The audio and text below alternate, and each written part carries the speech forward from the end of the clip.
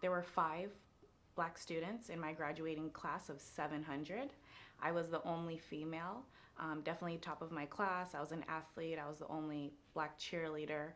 And even the way that they look at you, they feel that you need to act one way when you're around them. I've had many strange questions asked to me about being Black, which I just never understood because I felt we are all a part of the human race.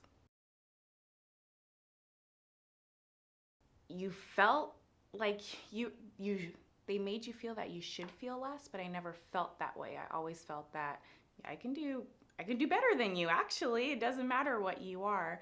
And going into college, that's actually where I was able to find my identity. And it's definitely one of the first classes I had. An African American girl, she approached me and she said, "Hey, do you know where all the Black students hang out?"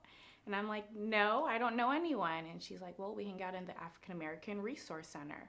And it's definitely a resource center to help African Americans succeed and excel in their education. So that's when I finally was able to find people who were proud of being Black, proud of being African American, and excelling in their education. And everybody was just there for everyone. And it was such a bigger dynamic than high school where they'd be so mad at you if, I talked to another race. And I'm like, okay. But in college, it's like, of course, no, we need to be open minded. This is the world. We're here to live in it, and we are here to help dominate the world. So that is definitely where I found my identity freshman year of college, being able to see other successful Black people and knowing that it is out there. Because growing up in the city that I lived in, Blacks are probably the smallest percentage. It's predominantly white and Hispanic.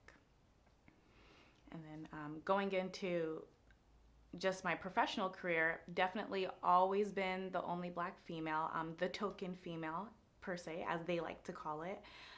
I even had a job working at Abercrombie, which is known in Southern California to be a predominantly white occupation. And one of my managers, he cracked a joke. He was Hispanic, which I didn't really understand it, but he made the comment, "Oh, when a customer comes in, you need to lay on the floor because the floor is Black."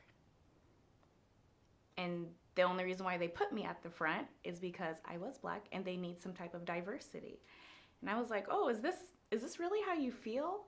And just people looking at you from the outside, not knowing the inside, that's when I started to learn the dynamic of the world even more.